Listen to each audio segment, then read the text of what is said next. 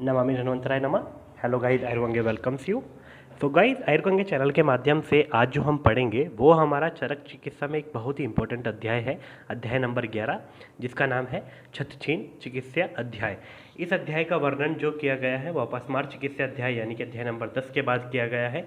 इसमें जो बताया गया है, ऐसा बताया गया है कि जब स्मृति के और बुद्धि का लोप हो जाता है अपस्मार में, तो जो व्यक्ति है जो अपस्मार से पीड़ित रहता है, रोगी, वो जब ऊंचे स्थान पर कहीं पहुंच जाता है और ऊंचे स्थान से बुद्धि का लोप और स्मृति का लोप होने के कारण जब वहां से कूद जाता है या गिर जाता है, तो गिर जाने के कारण उसको क्या होता है, उसके क्षत हो जाता है। कहाँ पर? उसके वक्ष प्रदेश पे, यानी कि उरा प्रदेश जो उसका है वहाँ पर क्या हो जाता है, किसी प्रकार से आघात हो जाता है। तो आघात होने के कारण जो वहाँ पर पूरी बॉडी में उसके कारण जो क्षीणता आती है, उसके बेसिस पर छत्छीन अध्याय का निर्माण और छत्छीन अध्याय को आचार्य जी ने बताया है। तो आइए अब इसी अध्याय के बारे में बात करते हैं, इस अध्याय के बारे में जानते हैं। तो सबसे पहले जो हम बात करेंगे, हम छत्छीन के निदान की बात करेंगे।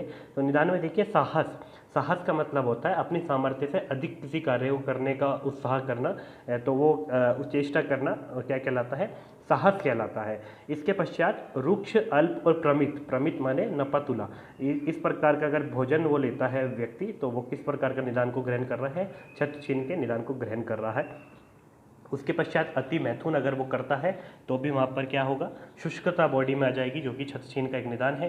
क्रूर कर्म इत्यादि अगर वो करता है, साथ ही अति व्यायाम यदि वो करता है, व्यायाम की अति चेष्टा करता है, तो वो भी एक प्रकार से छत्छीन का निदान है। अब आइए पूर्व रूप की बात करते हैं। तो देखिए, छत्छीन के लिए, पूर्व रूप के लिए जो बताया गया है, इनको अव्यक्त बताया गया है, उनका किसी भी प्रकार से व्यक्त नहीं कर सकते, क्योंकि जब किसी चीज़ का आघात होता है तो आघात होने के पश्चात ही उसके लक्षण दिखाई देते हैं, उसके कुछ रूप दिखाई देते हैं। इसलिए इसमें किसी चोट के लगने के बाद कुछ लक्षण प्रतीत होते हैं, उससे पहले कुछ नहीं दिखाई देता, इसलिए पूर्व रूप को अव्यक्त बताया गया है। आइए संप्राप्ति की बात करते हैं। तो देखिए, संप्राप्ति निदान का सेवन हुआ, जैसा कि मैंने आपको बताया। त्रिदोष का प्रकोप हुआ, उसके कारण वक्ष स्थल में पीड़ा उत्पन्न हुई। वक्ष स्थल में पीड़ा उत्पन्न होने के कारण क्या हुआ, वक्ष प्रदेश में क्या हुआ, ऐसा लगता है फट रहा हो, वक्ष प्रदेश से कोई चीज़ ऐसा फाड़ के बाहर निकलने वाली हो, और उससे क्या हुआ, जो अंग है वो शुष्क हो गए, बल, वीर्य, रुचि व अग्नि का ह्रास हो गया, और उर्छत संभवतः वहाँ पर देखने को आपको मिला। अब इसमें लक्षण की अगर हम बात करते हैं, तो मुख्यतः एक लक्षण जो आपको देखने को मिलेगा, सबसे इंपॉर्टेंट लक्षण बता रहा हूँ, कास आपको वहाँ मिलेगी। कैसी? दूषित, अरुण वर्ण, दुर्गंधयुक्त, पीला, गांठदार रक्त वाला आपको कफ वहाँ देखने को मिलेगा कास में, उस पेशेंट में। तो आपको समझ जाना चाहिए कि इसको क्षत हुआ है। वक्ष स्थल में पीड़ा वो बताएगा, रक्त वमन आपको वहाँ देखने को मिलेगा, और कास आपको, जैसे कि मैंने बताया। तो ये इस प्रकार से यहाँ पर इसके निदान, पूर्व रूप, संप्राप्ति और लक्षण हमने देखे। अब आइए आगे चलते हैं। यहाँ पर हम बात करेंगे साध्यता असाध्यता की। तो किस आधार पर आप बताएंगे कि छत्छीन जो हुआ है वो साध्य है या असाध्य है?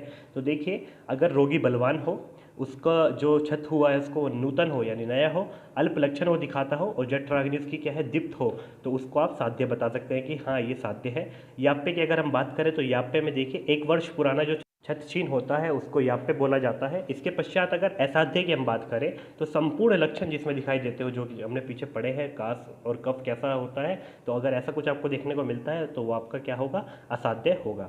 आइए अब चिकित्सा क्रम की बात करते हैं। तो देखिए, वक्ष प्रदेश में अगर क्षत होता है तो वहाँ पर आपको क्या बताया गया है आचार्यों के द्वारा, तो वहाँ पर बताया कि अगर वक्ष प्रदेश में क्षत होता है तो वहाँ पर आपको दूध, मधु और लाक्षा चूर्ण को देना है। इसके पच जाने पर, इसके पाचन हो जाने पर अच्छी प्रकार से, फिर आपको उसको क्या देना है, दूध, चीनी और अन्न का सेवन करवाना है।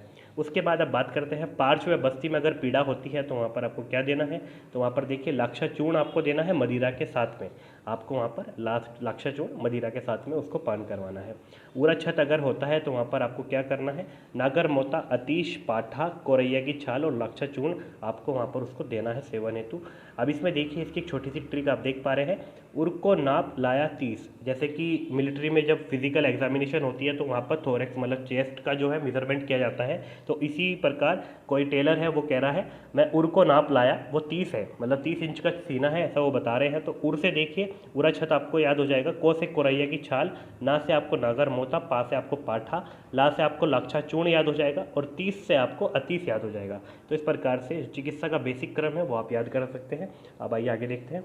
अब हम बात करते हैं संशमनी चिकित्सा यानी कि शमन चिकित्सा की बात करेंगे हम। तो उसके लिए देखिए, एक ट्रिक जो मैंने ऊपर लिखी हुई है, अमृत छीन के श्वेला सर्पी गुड़ व सेंधव चूर्ण, मतलब कोई अमृत नाम का लड़का है, उसको कहा जा रहा है कि तुम्हें अगर कुछ चीज़ छीन कर लानी है तो तुम खुद लेकर आओ, हम तुम्हें नहीं लेकर आएंगे, तुम्हारी इसमें कोई मदद नहीं करेंगे। इसलिए यहाँ कहा जा रहा है अमृत छीन के स्वयं ला, सर्पी गुड़ व सेंधव चूर्ण। तो यहाँ पर अब इसको डिकोड कैसे करेंगे? अमृत से देखिए अमृत प्राश घृत हो गया, छीन से आपका उरय छत या आप छत छीन याद रख सकते हैं, के से कुछ नहीं है, श्वय से आपका श्वेदंष्ट्र आदि घृत है, ला से आपका एलादि गुटिका हो जाएगा, सर्पी से आपका सर्पी गुड़, सर्पी गुड़ है ना यहाँ पर, तो सर्पी गुड़ आप ले लेंगे, और खाली सर्पी से आपको सर्पी मोदक याद रखना है। उसके बाद सेंधव चूर्ण से आपको सेंधव चूर्ण ही याद रखना है। तो इस प्रकार आप इसको याद कर सकते हैं। अब इसमें देखिए एलादि गुटिका में अक्ष मात्रा बताई गई है। अक्ष मात्रा का मतलब होता है एक कर्ष मात्रा इसकी बताई गई है, और ये आप नित्य सेवन कर सकते हैं प्रतिदिन। सर्पी गुड़ 4 प्रकार के बताए गए हैं, जिसमें कि प्रथमा, द्वितीय, तृतीय, चतुर्थ है। सर्पी मोदक बताया गया है उनके बाद में, और सेंधव चूर्ण। तो अब आइए बात करते हैं आगे। तो अब आगे आप देखिए इसमें क्षीर बताए गए हैं 2। तो उस क्षीर में सबसे पहला जो क्षीर आता है वो आता है लाक्षादि क्षीर। तो लाक्षादि क्षीर आपको उसमें क्या क्या इंग्रेडिएंट यूज़ होते हैं, तो देखिए उसके लिए एक छोटा सा ब्रैकेट में कोड लिखा हुआ है, VCG की मॉम। जैसे कि वाइस चांसलर होते हैं तो VCG की मॉम ऐसे उनको कहा जा रहा है रिस्पेक्ट फॉर्म में। तो V से आपका वंशलोचन हो जाएगा, C से आपका चीनी, G से आपका जीवनीय गढ़, G से आपका घृत हो जाएगा, कि यहाँ पर जो हमने लगाया है उससे आपको याद रखना है कच्ची। लाक्षा आदि से आपको लाक्षा तो याद रहेगा, पर का से आपको कच्ची याद रहेगा कि कच्ची लाक्षा यूज़ होती है, और मोम से मोम आ जाएगा, इसको आपको दूध के साथ मिलाकर दे देना है। इसके बाद बात करते हैं इक्ष्वालिकादि, जो हमारा क्षीर है उसका क्या है। तो उसमें देखिए जो उसकी ट्रिक है, कोड देख पा रहे हैं आप उसका एक छोटा सा, ईख के 20 लाल, मतलब ईख नाम की कोई लेडीज़ है, उसके 20 लाल, उसके 20 बच्चे हैं। तो उसको कैसे डिकोड करना है, तो देखिए ईख का मूल लेना है, के से आपको केसर, यहाँ पर कमल केसर की बात करी गई है, 20 से आपको 20 ग्रंथि लेना है, और लाल से आपको लाल चंदन लेना है। इसका 4 गुना आपको यहाँ पर दूध लेना है, और दूध का 4 गुना आपको वहाँ पर जल लेना है, और आपको वहाँ पर उसका क्षीर पाक करके दे देना है। फुफ्फुस संधान में इसका इंपॉर्टेंट बताया गया है, फुफ्फुस संधान में भी बहुत ज़्यादा उपयोगी ये बताए गए हैं। अब बात करते हैं उर छत में यव, मतलब कि उर छत में यव का प्रयोग कब किया जाता है। तो उर छत में यव का प्रयोग तब किया जाता है जब वहाँ पर आपको ज्वर देखने को मिलता है, वो पेशेंट ज्वर से पीड़ित होता है, तब आप वहाँ पर किसका प्रयोग करेंगे, यव यानी जौ का प्रयोग करेंगे। मधुक यानी मुलेठी का प्रयोग कब किया जाता है, जब किया जाता है जब आपको वहाँ पर कास अधिक मिलती है और पसलियों में अति वेदना मिलती है। तो आपको कब यूज़ करना है, कास व पसलियों में अति वेदना होने पर। आपने नॉर्मल भी देखा है जब खांसी हो जाती है कभी ज़्यादा, तो वहाँ पर मुलेठी बताई जाती है कि मुलेठी आप यूज़ कर लीजिए। सख्तू आपको कब यूज़ करना है, तो सख्तू का प्रयोग आपको करना है रक्त गुल्म में। जब कभी रक्त गुल्म होगा तो आपको वहाँ पर सख्तू का प्रयोग करना है। तो इस प्रकार से बेसिक चिकित्सा जो है वो हमने देखी। अब आइए बात करते हैं सर्पी गुड़ की। जैसे कि मैंने आपको बताया था प्रथमा, द्वितीय, तृतीय और चतुर्थ 4 प्रकार का सर्पी गुड़ होता है। तो प्रथमा जो सर्पी गुड़ है उसका जो प्रमुख घटक है वो धात्री फल है, और इसमें पित्त अगर प्रधान है, वहाँ पर पित्त की प्रधानता है दोष की, तो आपको वहाँ पर उसको जो सर्पी गुड़ है उसको आपको चाटने की फॉर्म में देना है, उसको लेह की फॉर्म में देना है। वात की प्रधानता है तो उसे पीने यानी पान की फॉर्म में देना है, और शुक्र या बल का ह्रास अगर हो जाता है वहाँ पर तो आपको मधु और घृत के साथ मिलाकर समान मात्रा में वहाँ पर आपको उसका पान करवाना है। इसमें सर्पी की जो मात्रा है वो 1 प्रस्थ है, शर्करा की मात्रा जो है 1 प्रस्थ है। दोनों मात्राएं 1 प्रस्थ यूज़ की जा रही है। इसकी जो प्रयोज्य मात्रा है वो नहीं यूज़ की बताई गई है कितनी होती है, और गुड़ का प्रयोग इसमें नहीं होता। अब इसमें आगे देखते हैं द्वितीय। तो द्वितीय में देखिए प्रमुख घटक जो रहेगा बला रहेगा, और इसमें लघु पंचमूल और पंचशीरी का प्रयोग किया जाता है। तो लघु पंचमूल और पंचशीरी जो है आपके पीजी पॉइंट ऑफ व्यू से इंपॉर्टेंट है, इनको याद रखिएगा। किस प्रकार के सर्पी गुड़ में लघु पंचमूल व पंचशीरी का प्रयोग होता है, तो आपको बताना होगा कि द्वितीय सर्पी गुड़ जो है उसमें इसका प्रयोग होता है। इसमें सर्पी की जो मात्रा है 1 आड़क है, उसके अलावा शर्करा की मात्रा 32 पल, और इसकी प्रयोज्य मात्रा 1 पल है। इसके बाद तृतीय सर्पी गुड़ की अगर हम बात करते हैं तो तुग क्षीरी यानी कि वंशलोचन इसका जो प्रमुख घटक है वो है। इसकी जो सर्पी की मात्रा है 1 प्रस्थ, और शर्करा की मात्रा 50 पल, और अपनी प्रयोज्य मात्रा इसकी 1 तोला यहाँ पर बताई गई है।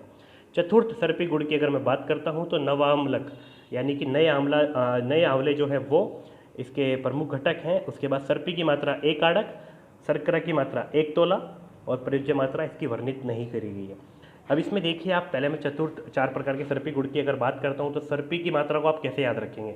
देखिए अगर आप देख पा रहे हैं तो 1 प्रस्थ 1 आड़क, 1 प्रस्थ 1 आड़क रिपीट हो रहा है, तो 1 प्रस्थ 1 आड़क अगर आप ऊपर का याद कर लेंगे तो नीचे आपको उठाकर ऐसा का ऐसा ही पेस्ट मारना है। उसके बाद में सर्पी में शर्करा की मात्रा को देखिए, एक प्रस्थ से स्टार्ट हो रही है दोनों चीज़ें, एक प्रस्थ और लास्ट में भी आप देख पा रहे हैं चतुर्थ पे एक पे खत्म हो रहा है, तो एक आड़क और एक तोला। बस आपको इस तरह याद रखना है, बीच के दो आपको याद रखना है 32 और 50। इस तरीके से आप ईजी फॉर्म में इसको याद कर सकते हैं। अब बात करते हैं सर्पी मोदक। तो देखिए सर्पी मोदक का मतलब है, इसमें प्रमुख घटक तो सर्पी ही रहता है। इसका जो सर्पी की इसमें मात्रा है एक प्रस्थ बताई गई है और शर्करा की मात्रा 30 पल बताई गई है और इसकी जो प्रयोज्य मात्रा है वो 8 तोला होती है। तो इस प्रकार आप इसका प्रयोग कर सकते हैं छछीन के रोगियों में। अब देखिए, अगर आपको छछीन में नागवाला कल्प का एक वर्णन आया है, तो नागवाला कल्प को अगर प्रयोग करना है तो आपको आधा कर्ष से उसको स्टार्ट करना है और उसको एक पल तक बढ़ाते हुए लेकर जाना है। जब आप एक पल यानी उत्तम मात्रा पर पहुंच जाएंगे तो प्रवर मात्रा पर आने के पश्चात फिर आपको उसको क्या करना है, आपको उसको धीरे धीरे घटाते जाना है, फिर आपको दोबारा से एक कर्ष तक आना है। तो आपको ये जो सेवन करना है 1 मास तक दूध के साथ आपको सेवन करना है। दूध के साथ में आप नागवाला को ले सकते हैं। इसके सेवन के टाइम पर आपको अन्न का सेवन वर्ज्य बताया गया है, अन्न का सेवन आपको नहीं करना होता है। इसके पश्चात अगर हम बात करते हैं संतर्पण, अगर आपको वहाँ पर संतर्पण करवाना है तो जैसे कि हमें पता है छत छीन यानी कि पहले ही वहाँ पर छीनता आ रही है, तो आपको वहाँ पर गुरु आहार देने हैं और शीत वीर्य वाले पदार्थ आपको वहाँ पर देने हैं। ऐसे आपको द्रव्य वहाँ पर यूज़ नहीं करने जिसमें क्या है, जिसमें कि पित्त की डोमिनेंसी हो यानी कि दाह उत्पन्न करने वाले द्रव्य आपको नहीं देने हैं, उष्ण वीर्य द्रव्य आपको वहाँ पर नहीं देने हैं। चिकित्सा अगर आपको करनी है, छतछीन में पूछा जाता है, अगर MCQ आता है कि किस प्रकार करनी है, तो आपको कास, राज्यक्षमा और आपकी जो रक्तपित्त की चिकित्सा है उसके समान आपको चिकित्सा करनी है। इसके अलावा अगर रक्त की अति प्रवृत्ति होती है, कास में आपको रक्त की अति प्रवृत्ति दिखाई देती है, तो आपको मुर्गे के अंडे का रस, चटक के अंडे का रस या फिर आपको बकरे या जंगल पशु पक्षी का जो रक्त है उसको आपको जल और यूज के साथ में देना है। तो इस प्रकार से हमारा जो छछीन चैप्टर है वो हमने यहाँ पर कवर करा। आई होप आपको हमारी ट्रिक्स, हमारा ये शॉर्ट मेथड आपको अच्छा लगा होगा चैप्टर को क्विक रिवीजन के लिए। अगर आपको ये नोट्स हमारे से चाहिए तो आप अपनी ईमेल आईडी को कमेंट सेक्शन में डाल सकते हैं और प्लीज़ वीडियो का फीडबैक देना मत भूलें कमेंट सेक्शन में, वीडियो का फीडबैक ज़रूर दीजिए। अगर आप वीडियोस चाहते हैं और ज़्यादा चिकित्सा स्थान पर तो प्लीज़ मेंशन कीजिए। So thank you guys for watching the video, please like share and subscribe to the channel. Thank you guys.